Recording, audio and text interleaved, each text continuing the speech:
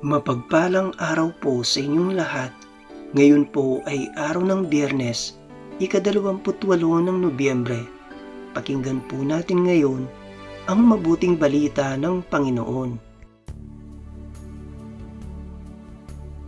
Pagbasa mula sa aklat ni Propeta Daniel. Akong si Daniel ay nakakita ng isang malaking dagat na binabayo ng malakas na hangin kabi-kabila. Mula sa dagat ay may lumitaw na 4 na iba't ibang dambuhala. Ang una ay parang leon, ngunit may pakpak ng agila. Nabunot ang mga pakpak nito.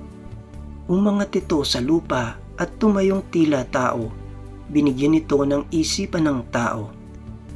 Ang ikalawa naman ay mukhang oso. Ang 2 paa lamang nito sa huli ang inilalakad at may kagat pang 3 tadyang. May tinig na nag-utos dito, "Sige, magpakasawa ka sa karne." Ang ikatlo ay kawangis ng leopardo. Ito'y may 4 na pakpak sa likod, 4 ang ulo at binigyan ng kapangyarihan. Pagkaraan, nakita ko ang ika-4 na hayop. Nakatatakot itong tingnan at mukhang napakalakas. Bakal ang ngipin nito at tanso naman ang mga panga.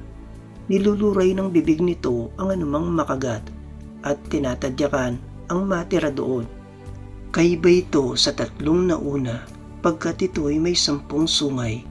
Pinagmasdan kong mabuti ang mga sungay at nakita kong may tumutubo pang isa. Ang 3 sungay ay nabunot upang magkaroon ng puwang ang sungay na tumutubo. Ito ay tulad ng tao, may mga mata at bibig. Nakapangingilabot ang sinasabi nito. Habang ako'y nakatingin, may naglagay ng mga trono. Naupo sa isa sa mga ito ang isang nabubuhay magpakailanman. Kumikinang sa kaputian ang kanyang kasuotan at parang lantay na lana ang kanyang buhok. Ang trono niya nagniningning. Ang mga gulong nito ay apoy na nagliliyab. Waring agos ng tubig ang apoy na bumubuga mula sa trono. Ang naglilingkod sa kanya'y 1,000,000 bukod pa sa milyon-milyong nakaantabay. Humanda na siya sa paggagawad ng hatol at binuksan ang mga aklat. Dahil sa kakilakilabot ng mga bagay na sinasabi ng sungay, naakit akong manood hanggang sa mapatay ang ika-4 na hayop at ihagis sa apoy. Yaong ibang hayop ay inalisan ng kapangyarihan, ngunit pinanatiling buhay ng kahit kaunti pang panahon. Patuloy ang aking pangitain. Ang nakita ko naman ay isang tila taong nakasakay sa ulap. Bumaba ito at lumapit sa nabubuhay magpakailanman. Binigyan siya ng kapamahalaan, ng karangalan at ng kaharian. Siya ay paglilingkuran ng lahat ng tao, bansa at wika. Ang pamamahala niya ay di matatapos at hindi mawawasak ang kanyang kaharian. Ang salita ng Diyos. Salamat sa Diyos. Salmong tugunan, dakilait papurihan ang poon magpakailanman. Purihin ninyo ang Panginoon, mga bundok at mga burol. Awitan siya ng papuri at dakilain magpakailanman. Dakilait papurihan ang poon magpakailanman. Purihin ninyo ang Panginoon, lahat ng tumutubo sa lupa. Awitan siya ng papuri at dakilain magpakailanman.